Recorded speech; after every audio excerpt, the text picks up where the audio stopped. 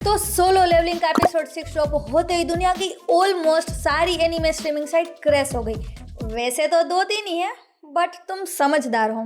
Monkey D Luffy. Hello everyone, कैसे हो? मैं हूं रियोनी एंड आई एम श्योर तुम लोगों ने लेटेस्ट एपिसोड तो देख ही लिया होगा, बिकॉज जिस तरह से स्ट्रीमिंग साइट क्रैश हो रही थी मैंने भी एक्सपीरियंस किया था। इवन मेरी एक फ्रेंड अपनी लास्ट स्टॉप के साथ क्रंची रोल पे गई थी एंड वहां पे भी सब्सक्रिप्शन परचेज नहीं हो रहा था। सोचो, डेमन केसर आर्क के बाद जेजू आइलैंड आर्क कवर होने वाला है, जो मोस्ट इंपॉर्टेंट आर्क है।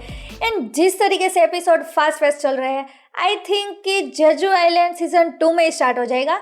एंड सोचो तब क्या होगा इंटरनेट का। बस एक रिक्वेस्ट है मेरी क्रिएटर से कि प्लीज जेजू आइलैंड में थोड़ा स्लो हो जाना, आराम से, कोई जल्दी नहीं, हमें चीजें एक्सपीरियंस करने दो हमें भी। बट फिलहाल तो चैन पिकेक्स लेके गेट में एंटर करती है एंड उसे भी शौक तो है जिनू पे कि आखिर E rank Hunter A rank danger में क्यों ही जाएगा।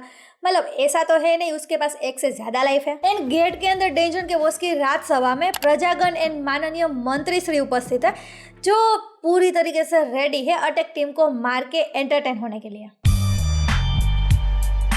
कैप्टन सन जैसे ये सुनता है कि उनको सिर्फ एंटरटेन होने के लिए यहाँ लाया गया है, तो वो सीधा अटैक करने के बारे में सोचता है। बट उनके टीम मेंबर्स काफी डरे हुए हैं, वो एक मसल भी नहीं हिलाते और इवेंचुअली कैप्टन अकेला बॉस पे अटैक करने जाता है एंड लिटरली बॉस कैप्टन को पटक पटक के बॉल की तरह मारता है। हालांकि उसे ज्यादा डैमेज होने से पहले जिनू कैप्टन को बचा लेता है एंड उसे परमिशन लेता है कि क्या मैं इन सब बिस्ट को संभाल लूं। अब देखो, ये डेंजन हंटर्स गिल्ड का है, तो कोई आउटसाइडर विदाउट परमिशन क्लियर नहीं कर सकता डेंजन को, एंड ये करना इलीगल भी होगा शायद। तो जिनू उनसे पूछ लेता है कि जल्दी बोल, क्या तुमको मरना है या जीना है। नाउ युद्ध स्टार्ट होता है हाई रॉक्स एंड जिनू की शेडो आर्मी के बीच में। यहाँ पे हाई रॉक्स का नंबर ज्यादा है कंपेयर टू शेडो आर्मी, इसीलिए जिनू मोनार्क डोमेन यूज करके अपनी आर्मी की पावर एंड स्ट्रेंथ को इंक्रीज कर लेता है। खैर, जिनू हमेशा की तरह इजीली सबको मार देता है, बिकॉज वो जैसे ही हाई रॉक्स को मार देता है सीधा उनको अराइज कर लेता है एंड एंड में बॉस को भी मार के अपनी शेडो आर्मी में ऐड कर लेता है। फाइट के बीच में जब जिनू हाई रॉक्स को अरेस्ट कर रहा था, तब बॉस जिनू को देख के कुछ तो बोल रहा था कि क्या ये वही है। उसके बाद वो कुछ बोलने ही जा रहा था, तब जस्ट लाइक बारूका वो ग्लिच हो जाता है एंड यहाँ पे हमें पता चलता है कि ये हाई रॉक्स एंड बॉस तो डेंजर में थे ही नहीं, क्योंकि जब उनकी आंखें खुली डेंजर में, तब उनको कुछ आवाज सुनाई दे रही थी कि किल द ह्यूमंस। मीन्स कि वो खुद यहाँ नहीं आए, उनको लाया गया है, जिसका सीधा मतलब बनता है कि कोई तो एंटिटी है जो इन सब विस्ट को कंट्रोल कर रही है, जिसका सीधा मतलब जाता है जिनू के पापा की तरफ।